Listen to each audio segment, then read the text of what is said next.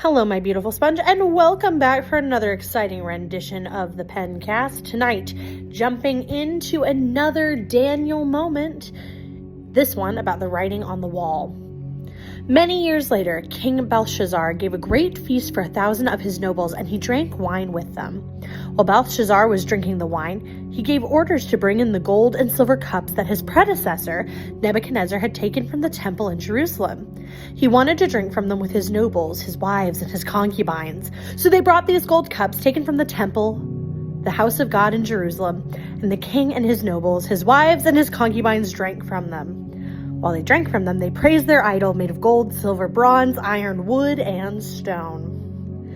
Suddenly they saw the fingers of a human hand writing on the plaster wall of the king's palace near the lampstand. The king himself saw the hands as it wrote, and his face turned pale with fright. His knees knocked together in fear, and his legs gave way beneath him. The king shouted for the enchanters, astrologers, and fortune tellers to be brought before him. He said to these wise men of Babylon, "Whoever can read this writing and tell me what it means will be dressed in purple robes of royal honor and will have a gold chain placed around his neck. He will become the third highest ruler in the kingdom." But when all the king's wise men had come in, none of them could read the writing or tell him what it meant. So the king grew even more alarmed, and his face turned pale. His nobles, too, were shaken. But when the queen mother heard what was happening, she hurried to the banquet hall. She said to Belshazzar, "Long live the king! Don't be so pale and frightened. There is a man in your kingdom who has within him the spirit of the holy gods. During Nebuchadnezzar's reign, this man was found to have insight, understanding, and wisdom like that of the gods.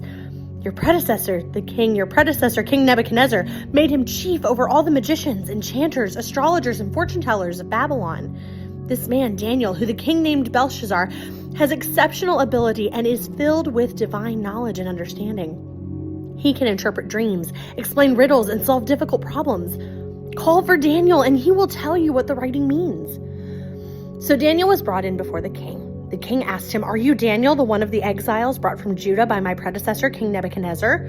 I've heard that you have the spirit of the gods with you and that you are filled with insight, understanding, and wisdom.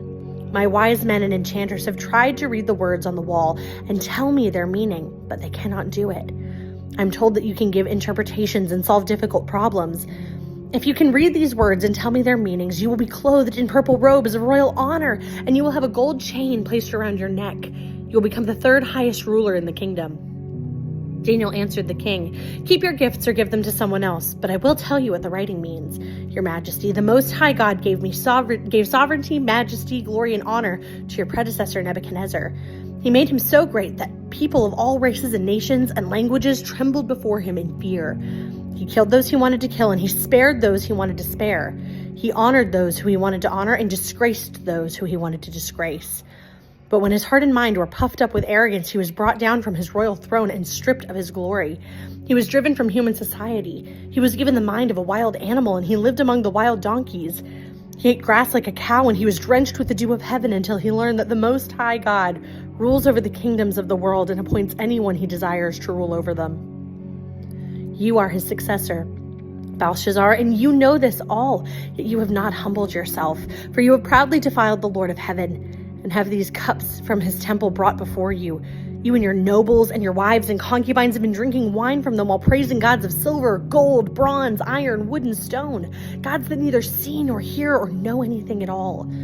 But you have not honored the God who gives you the breath of life and controls your destiny. So God has set his hand to write this message. This is the message that was written. Many, many, tekel, and parson.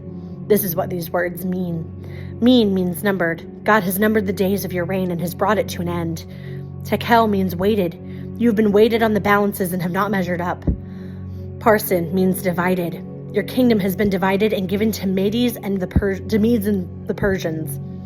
Then, at Belshazzar's command, Daniel was dressed in purple robes and a gold chain was hung around his neck, and he was proclaimed the third highest ruler in the kingdom. That very night, Belshazzar, the Babylonian king, was killed, and Darius the Mede took over the kingdom at the age of 62. Now, for those of you keen observers, maybe even those of you who experienced the VeggieTales version of some of these stories you may be hearing, King Darius may sound very familiar. For those of you it sounds familiar to, you may know where we're headed next. That's right, tomorrow is Daniel chapter 6, We're headed to the lion's den. Have a wonderful whatever the time of day you're having, my friend.